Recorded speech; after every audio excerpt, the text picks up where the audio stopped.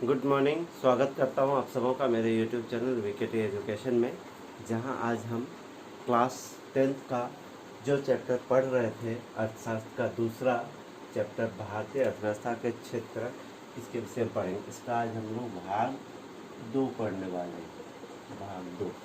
ठीक है, तो चलिए शुरुआत करते हैं। वीडियो पसंद आए तो लाइक करना ना भूलें और दोस्तों के साथ इसे शेयर करें और चैनल को सब्सक्राइब करें ताकि आपके दोस्त भी पढ़ पाए और वो लोग भी एनसीईआरटी के जो इस चैप्टर को बताया गया इसको जान पाएँ। ठीक है, तो चलिए वीडियो की शुरुआत करते हैं। तो यहाँ पर हम देखेंगे क्षेत्रकों में ऐतिहासिक परिवर्तन। तो आपके पुस्तक में दिया गया है जो भारतीयों में ऐतिहासिक परिवर्तन कैसे कैसे हुआ, अर्थव्यवस्था में कैसे कैसे परिवर्तन आया, इसके विषय में बताया गया है।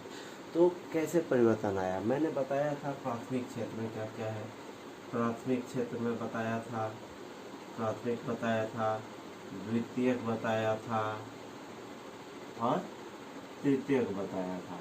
तो प्राथमिक में था कृषि, विनिर्माण और यहाँ पर था सेवा क्षेत्र। ठीक है, तो कृषि सबसे पहले जो यहाँ पे शुरुआत हुआ, जब भारतीय या फिर किसी भी देश की जो अर्थव्यवस्था की शुरुआत हुई, सबसे पहले प्राथमिक क्षेत्र की शुरुआत हुई थी और वही महत्वपूर्ण रहा था, क्योंकि पहले ज़्यादातर लोग खेती करना पसंद करते थे। तो खेती करना पसंद करते तो ज़्यादातर जो काम था वो कृषि से संबंधित था। या पहले वैसे लोग जो कुछ सामान बनाते थे, उनका जो व्यापार था वो खुदाई से संबंधित था। जैसे कोई आभूषण बन रहा है तो पहले वो अयस्क निकालता था, खुदाई का यानी खनन का काम। तो पहला जो भी काम होता था वो कृषि से संबंधित या खनन से संबंधित काम था, खनन से संबंधित काम था। तो ये दोनों जो काम है प्राथमिक क्षेत्र में आता है। तो पहले जो होता था विकसित देशों के इतिहास में प्रारंभिक अवस्था में सबसे पहले क्या महत्वपूर्ण रहा था, प्राथमिक क्षेत्र महत्वपूर्ण रहा था।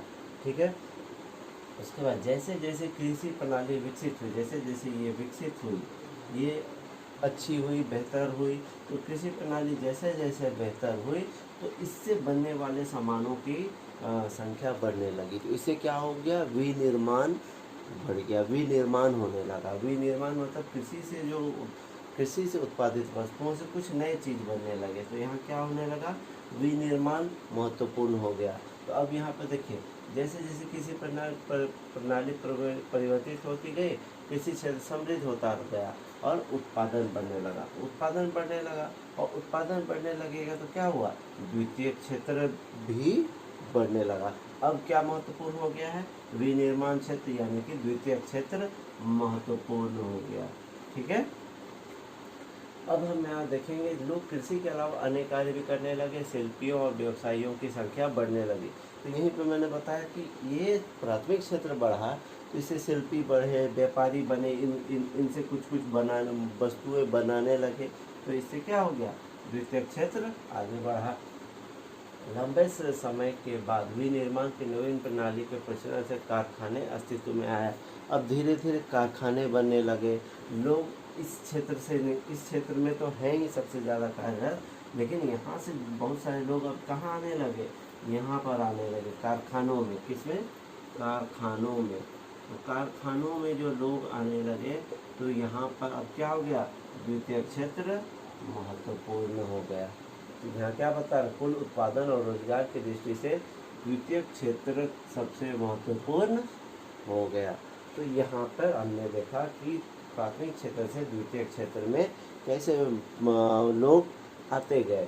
ठीक है, अब यहाँ पर क्या होता है, यहाँ कुल उत्पादन की दृष्टि से सेवा क्षेत्र का भी महत्वपूर्ण हो गया। देखिए, यहाँ विगत 100 वर्षों में द्वितीय क्षेत्र से तृतीय क्षेत्र की ओर पुनः बदलाव होने लगा।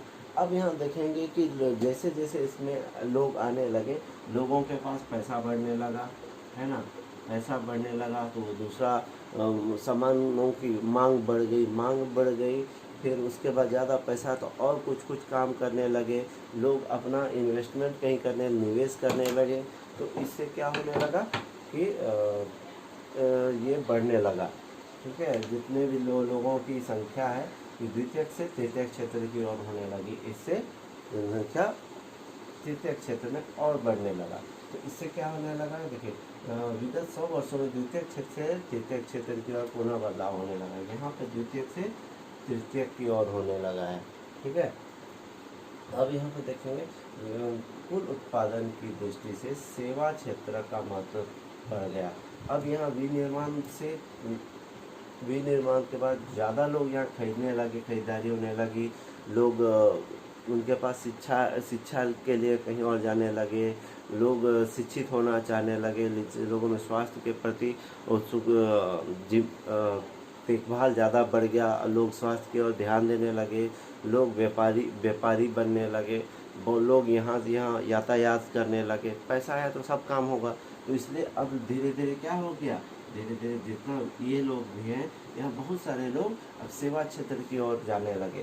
तो सेवा क्षेत्र की ओर जाने लगे तो इससे क्या हो गया, तृतीय क्षेत्र अब महत्वपूर्ण हो गया। इसलिए यहाँ पर आप देखेंगे कुल उत्पादन दृष्टि से सेवा क्षेत्र का महत्व बढ़ गया और अधिकांश श्रमजीवी लोग सेवा क्षेत्र में ही नियोजित है। श्रमजीवी जितना भी ज़्यादातर मजदूर लोग अब क्या है, तृतीय क्षेत्र में ही बदल गए। तो यहाँ पर हमने ये देखा। अब क्या है, अब इस चीज़ को एक 3 आलेख के द्वारा समझाया गया है, आपकी पुस्तक में दिया गया है, मैं दिखा देना चाहता हूँ। तो यहाँ पर देखिए, सबसे पहले से मैं एक और बता दूँ, यहाँ पर क्वेश्चन पूछा गया है कि विकसित देशों का इतिहास क्षेत्रकों में हुए परिवर्तन के संबंध में क्या संकेत करता है। तो मैंने यहाँ बताया विकसित देश का इतिहास कैसे बदला, सबसे पहले प्राथमिक क्षेत्र, फिर धीरे धीरे विकास होते हुए द्वितीय क्षेत्र में आया, अब धीरे धीरे विकास होते हुए तृतीय क्षेत्र में आया। इस प्रकार प्राथमिक क्षेत्र का विकास हुआ है। ठीक है, अब यहाँ पर ये सब ये तो इम्पोर्टेंट नहीं है।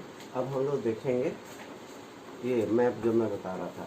यहाँ पर अब देखिए प्राथमिक, द्वितीयक और तृतीयक क्षेत्र में सकल घरेलू उत्पाद, ठीक है, सकल घरेलू उत्पाद। तो यहाँ पर अब देखिए 1973-74 का एक साल लिया गया है और 2013-14 का एक साल लिया गया। 1973 में देखिए प्राथमिक क्षेत्र यहाँ तक है, ब्लू वाला जो है प्राथमिक क्षेत्र है, ये लाल वाला जो है द्वितीय क्षेत्र है और तृतीय क्षेत्र क्या है, ये ग्रीन वाला। तो यहाँ सबसे ज़्यादा कहाँ दिख रहा है, प्राथमिक क्षेत्र, फिर कहाँ हुआ है द्वितीय क्षेत्र और सबसे अंत में दिख रहा है तृतीय क्षेत्र, जो था ज़्यादा लेकिन बहुत ज़्यादा नहीं था।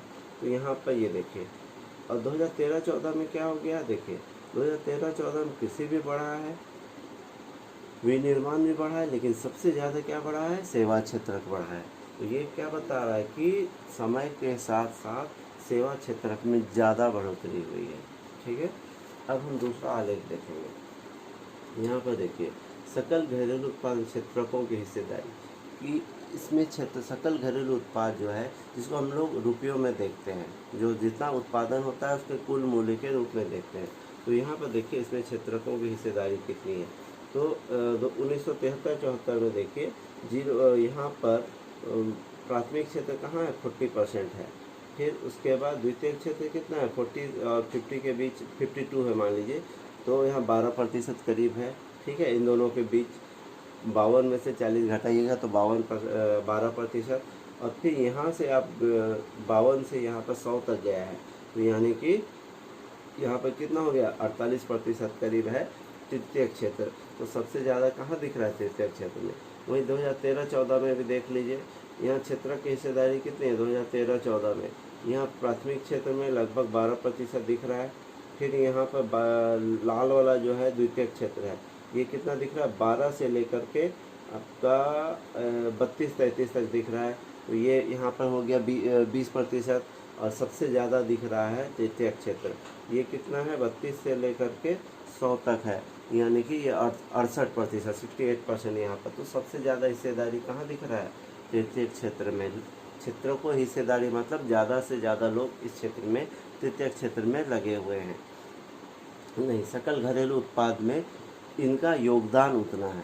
ठीक है, अब यहाँ पर कितने लोग कहाँ पर लगे हुए हैं, देखिए लोग मतलब कितने लोग काम करते हैं। अभी भी ज़्यादातर लोग किसान ही हैं, वो लोग खेती करते हैं, पहले भी वही था। तो 72-73 में देखिए प्राथमिक क्षेत्र में लगभग 74 लोग, प्रतिशत मान लीजिए, प्रतिशत में दिया गया है। क्षेत्रकों के हिस्से, रोजगार में क्षेत्रकों की हिस्सेदारी, लोग कितने नियोजित हैं, तो यहाँ देखिए 72-73 में कितना है, लगभग आपका 72% है, ठीक है, 74% है करीब। तो यहाँ पर कितना है, लगभग 7400 में 74 लोग हैं कृषि कर रहे हैं। फिर कुछ लोग यहाँ पे आपका 74 से लेके 95, 10% मान लीजिए, 10% लोग विनिर्माण क्षेत्र में हैं। और यहाँ पर लगभग 15%, यहाँ 10 नहीं 11 दिया हुआ साफ साफ, 11% लोग विनिर्माण क्षेत्र में हैं और 15% लोग कहाँ पर हैं, वो हैं आपका सेवा क्षेत्र में। उसी प्रकार 11-12 में देखिए 49% लोग हैं कृषि क्षेत्र में, 24% लोग हैं कृषि विनिर्माण क्षेत्र में और 27% लोग हैं सेवा क्षेत्र में। तो यहाँ देखिए बदलाव तो हुआ है, लेकिन यहाँ पर कृषि क्षेत्र में रोजगार घटा है और तृतीय क्षेत्र में रोजगार बढ़ा है। लेकिन फिर भी सकल घरेलू उत्पाद में जो है सबसे ज़्यादा योगदान तृतीय क्षेत्र का है। और अगर कार्यरत लोगों की संख्या पूछा जाए, रोजगार कितने लोग किस क्षेत्र में सबसे ज़्यादा रोजगार है, तो अभी भी वो किस क्षेत्र में है, तृतीय क्षेत्र में। तृतीय क्षेत्र में सबसे ज़्यादा रोजगार है, लेकिन सकल घरेलू उत्पाद में योगदान की बात करें तो तृतीय क्षेत्र सबसे ज़्यादा हिस्सेदारी करता है। ठीक है, क्वेश्चन एक बार और क्लियर करते हैं। रोजगार में क्षेत्रकों की हिस्सेदारी मतलब कितने लोग काम पे लगे हुए हैं, तो कितने लोग, जो प्राथमिक क्षेत्र में लगभग 49%, ठीक है, मतलब अभी भी सबसे ज़्यादा लोग प्राथमिक क्षेत्र में लगे हुए हैं। लेकिन सकल घरेलू उत्पाद में योगदान की बात किया जाए तो तृतीय क्षेत्र में सबसे ज़्यादा सकल घरेलू का उत्पाद का योगदान है। तो यहाँ हमने इस मानचित्र के वजह से ये जाना। अब हम नेक्स्ट पार्ट में बेरोजगारी के विषय में जानेंगे।